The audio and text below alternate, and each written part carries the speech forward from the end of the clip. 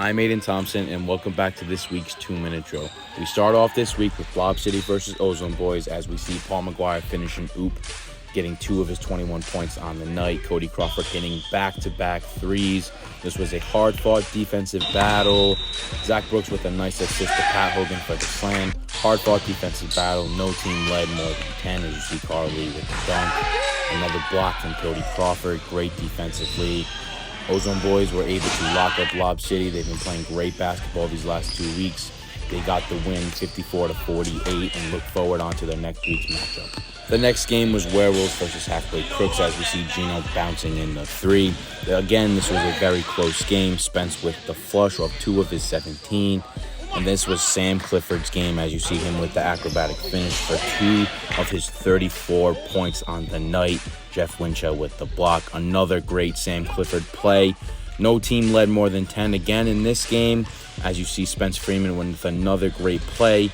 Sam Clifford didn't know what was going on. Again, Sam Clifford was the main star of the night. Heston and Gina Forty took a backseat to Sam Clifford tonight. If he's there all these games, they're going to win.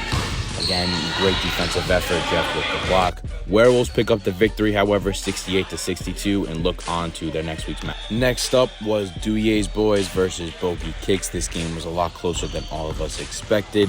As you see Kutu calling for the ISO and David DePina coming in for a block. David DePina was a force in this game, as you see right here, dropping 28 points. Kutu assisted him on that dunk.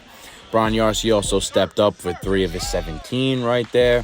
Again, Nate Kirschenbaum with the 2. Duyer's Boys have been spreading the ball around. David DePina lost it. And as you see, Brian Yarcy bringing it up with the nice oop to Zach Tartaglia for 2 of his 13 points. David DePina once again showing his dominance in the paint, dunking on 3 Duyer's Boys in that play. Mike Evans also had a quiet but good game. Nice little lay in there for him. And again, David DePina just dominating with a nice slam. Duyer's Boys took the dub though, 71-64. Next up is the Ozone Boys versus the Lincoln 18ers as Pat Hogan gets the 3. Luke Hogan takes the 3. Pat Hogan comes with the putback jam. This was a close game. Cloutier with the dunk. Close game throughout, but Andrew Cavang with 2 of his 20 points on the night. Andrew Cavang being fresh is what led to the Ozone Boys being able to win this game. Another 3 from Andrew.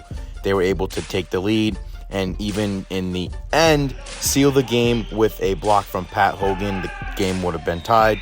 Ozone wins 72-69. Next up was Sin City versus Only the Fam as Yario Rodriguez for 2. Devin Pena with 2 of his 37 of the night. This game was all Sin City as you can see.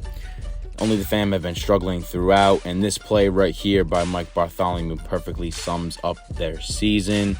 Again, a nice block by Taj. Sin City winning 102-63. Finally, it was the RI Warriors versus the Lincoln 18ers. Charles Correa, a beautiful between the legs lob to Gian Avedigian for 2 of his 52. This was a hard-fought battle throughout the game. The Warriors really took over the fourth quarter. Jason Madwed tried to battle back. Ethan Cloutier also tried to battle back with his 31 points. But ultimately, the RI Warriors would win 98-78 and move on to 5-2 on the season and look forward to their next week's matchup. This has been Aidan Thompson with the Legacy Leagues. Build your legacy.